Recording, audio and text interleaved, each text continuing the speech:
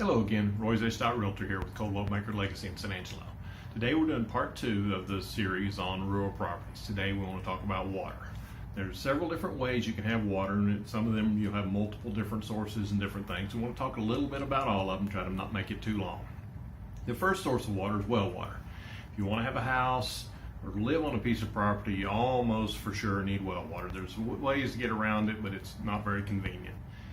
Texas is funny. There's places in this country, in our part of the world, that you can drill a well just anywhere and get water. There's other places that you've got to be very selective about where you find the wells, and other places that it's just almost impossible to get well water.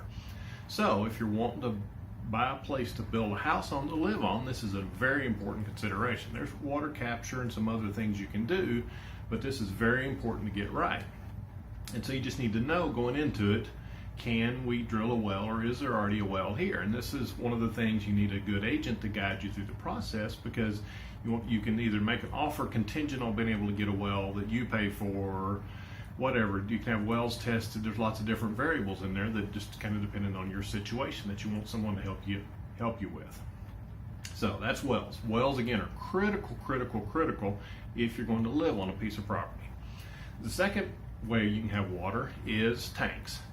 Now, there's interesting things. We just talked about wells. There's an old saying in Texas, West Texas in particular, that if there's tanks around, then you probably are going to have a hard time drilling a well. And if tanks don't hold very well, there's not very many tanks, wells are probably easy to get. And it seems to be true more often than not. So something to think about. If you see a place that has lots of dirt tanks holding water, then it's a hint, not a guarantee, that it's going to be difficult to get well water there. Now, dirt tanks are perfect for lots of things, even for fish. They're perfect for livestock watering, deer, wildlife, everything like that. If they're well designed, they catch water when it rains, then all that's great. So you don't have any problems with that. So they're a different source, but they're only appropriate in certain uses. Most tank water is not something you want to use for a house or something like that. So the next two things are streams and rivers. The difference between streams and rivers, just mostly is size and how frequently they have water in them. In West Texas in particular, streams, creeks typically don't keep water in them all the time. There'll be flash floods, and then maybe they'll hold water. Maybe there's holes of water that stay wet pretty much all the time. It just depends on where you are. These typically streams and rivers add to the value of the property substantially. If you buy riverfront or creekfront property, even particularly if there's water in the creek regularly, that adds a lot to the value of the property, which is fine again if it's important to your needs.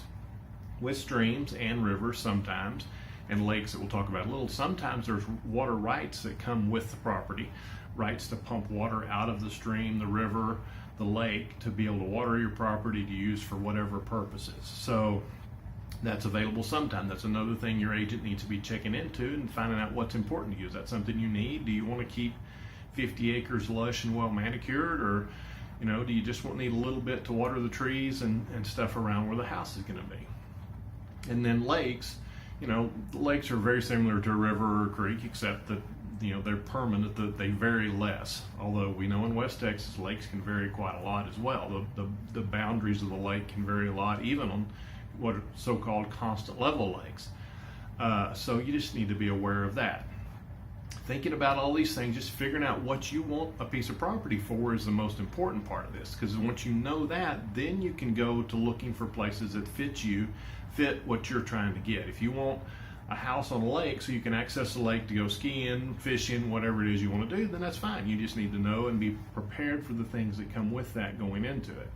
And you need, again, an agent who can guide you through the process and help you decide what's important to you and what's not, and then make sure you get what you think you're getting when you buy a piece of property. There's nothing worse than buying a piece of property thinking, oh, I'm sure it's got a well on it, or I'm sure it's got a source of water, and then finding out it doesn't.